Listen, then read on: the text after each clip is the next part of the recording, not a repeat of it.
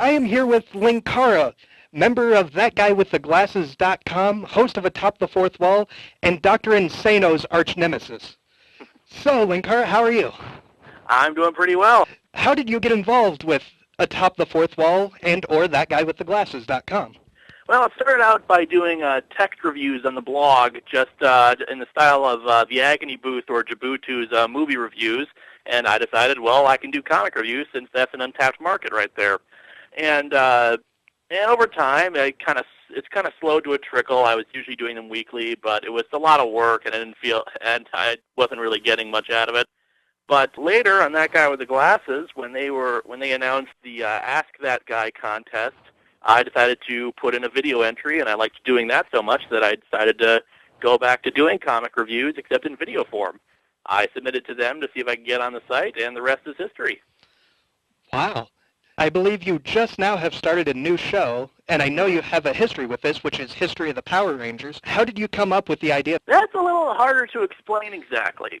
What happened was that in one of my reviews, I concluded a long story arc within the reviews about an evil version of me that was trying to kill me, and the ending comic that I reviewed for that was Mighty Morphin Power Rangers, and saying a lot here. And what happened was that I just got so interested again in Power Rangers that I started watching the old episodes, and I was starting to notice motifs and themes that I never actually had, that no one had commented on before. So I decided, what the hey, I've only watched up to a certain point. Why not use this as an excuse to rewatch the entire series and do a review on it? Along those same lines, I do believe you own a prop from the actual TV series. I don't really own a prop from the original TV series, but there are reproductions that have been made by really skilled prop collectors, including a Dragon Dagger prop, as well as a communicator prop that was constructed by a place called Starlight Studios, which sadly has some flaws with it, but considering they're the only game in town that makes it, then I still appreciate it. I was wanting to get your take on this, switching gears here a little bit. I know you and the rest of ThatGuyWithTheGlasses.com went to Chicago for the one-year anniversary special Team Brawl. Yep. I want to get your take on Spoonie putting up your interview with Kristana Loken. Oh, dear. That was filmed back in August when Doug Walker, the Nostalgia Critic, brought us down there for the Alone in the Dark review. That Spoonie really wanted to try to interview her, and I was reluctant about that because I worried that Spoonie, like me, can be pretty straightforward at times, and I was worried that he would say something embarrassing or bad. So I figured, okay, I'll come along with him, and I can be the person who keeps things on track. And if you see the interview, you see, oh, well, that goes for me.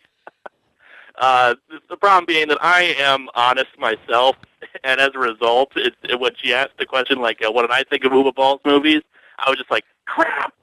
But yeah, that was not my best moment. This is why I'm not a journalist. Along with the Alone in the Dark review that you did with the Nostalgia Critic, or Doug Walker as he's known, I've noticed that you and Spoonie tend to have crossover videos more than most of the other people.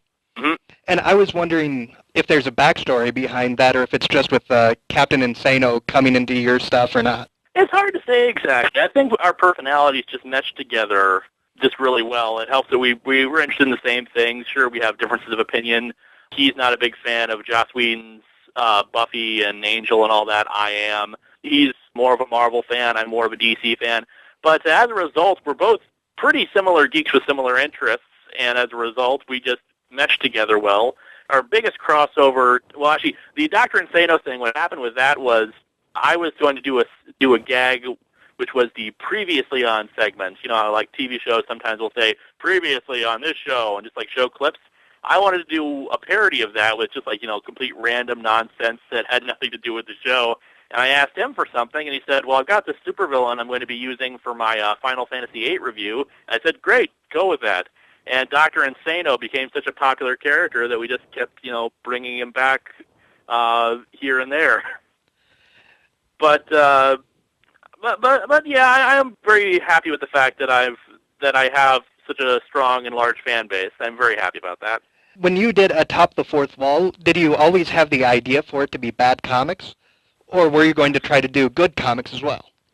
I always had the idea of it being bad comics because I found that I have no fun reviewing good comics. I honestly, it's honestly not a fun process for me trying to review something good.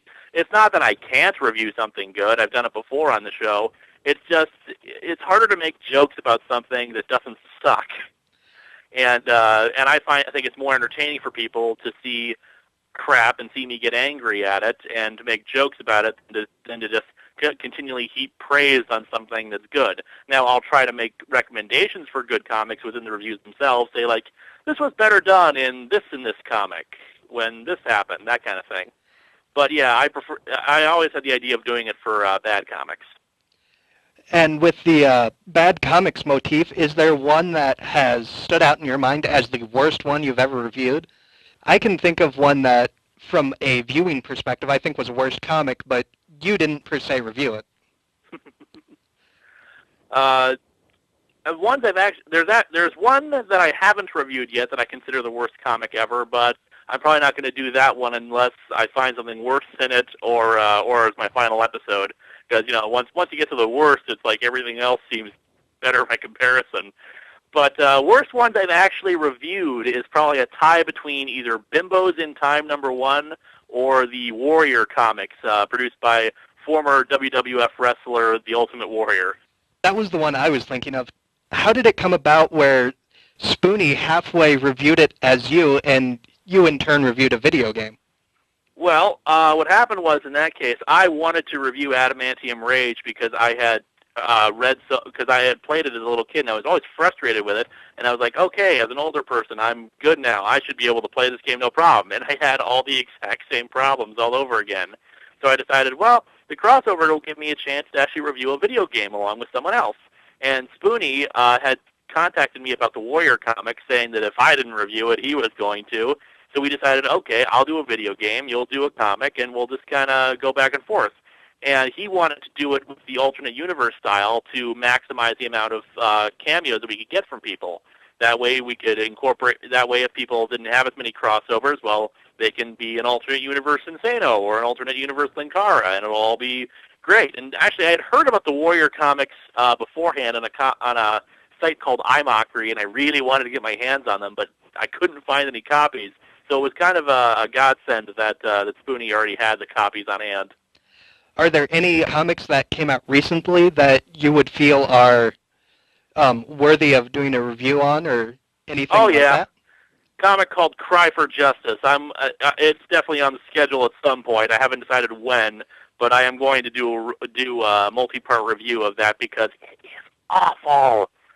Just completely, utterly atrocious. Even forgetting the shock deaths introduced to it just to create false pathos. The story itself makes no sense. The characters' motivations make no sense. The premise is idiotic. It's just an all-around bad comic that I really want to just dig into. I've noticed that you tend to take pot shots at two people in particular, and that's Rob Liefeld is one of them, who seems to be a recurring joke throughout. And I was wondering if there was any reason behind that other than the art of where he makes Arnold Schwarzenegger look thin. It's hard to say exactly where my hatred of... I think my hatred of Rob Liefeld's work really just stems from the fact that he's the one that started a lot of the same trends. Now, there were other artists at the time who helped contribute to that, but his art was popular at one point, and it really developed the idea of the over-muscled superhero and the ultra-thin stick figures for women that still dominate the industry today in some cases. And I have no problems with him as a person, though I've heard mixed accounts. Sometimes he's apparently easy to work with. Sometimes he's really difficult to work with. Sometimes he's really enthusiastic about the genre. Sometimes he flat out says that women don't read comics. but there's no personal malice against him. It's just his artwork is terrible, and he helps contribute to a period of time in comics that I'm not particularly fond of. The other one was, I don't know if I'm going to get this right. It's in the theme song, which I'm going to get to here in a second, but it's Rotchki or something like that? Gary Brodsky. Brodsky. Oh, boy. Gary Brodsky was an independent comic producer in the 80s, and today he writes books about how to dominate women, how to seduce women, how women are inferior to men, how feminism and liberalism have destroyed America, that kind of stuff. Which even though I'm a conservative, is just really just going to really stupid heights, especially for him. Both these guys are mentioned in your theme song. How did you come about getting a theme song by Vincent E.L.? Well, the theme song itself, I decided I wanted a theme song because a lot of my episodes were starting to grow longer, and I figured, well, I want to treat this like an actual show, so why don't I create a theme song? Except I have no musical talent. So I will hold a contest, and I know there are a lot of talented people out there. I can get some exposure for other people, and I'll get a theme song out of it. And it worked beautifully. I had, I think, about 3 or 4 dozen entries into it, and I cherry-picked the best ones. Then I used them for the ending theme songs for the show for a while, just so they could get some exposure too. Just because they put a lot of work into this, and they really ought to be recognized for it. Plus, it alleviated the problem of trying to find music to make jokes about in the reviews and then put in the reviews. That's always a tough problem with the show. And Vincent's, I just loved. It was an earworm. It just really just stuck with you, and you just start humming it without even realizing you're doing it. And when the anniversary for the show came up, I asked Vincent to create an extended version of the theme song that I could use for that or maybe future videos. Creating the character of Linkara, which I'm not sure, I'm pretty sure that's just an extension of you. Pretty much, yeah. I mean, I can yell sometimes, but otherwise, Linkara is basically just a more exaggerated version of myself. When you see opinions coming from me, that's basically me speaking them. It's just me in a louder, more angrier tone. Where did you come up with the idea for the jacket and the fedora? Well, the fedora I've had for years, and it's kind of been my my trademark thing as me as a person. Like in 9th grade, when my orchestra went on a field trip to France, people always knew me as that kid with the hat. And when I was trying to put together an outfit for myself, first I did just the hat and a plaid shirt over it. It's like, this doesn't really match. I mean, there's got to be something better. And I found this old brown corduroy jacket that kind of matched the hat. So I figured, okay, I'll wear that, and it'll be my thing. Personal choice. I just haven't run into anything in particular of theirs that I really want to make. And I want to thank you again for coming on here and taking this time out, because I know you have a busy schedule, as do all of them. No problem.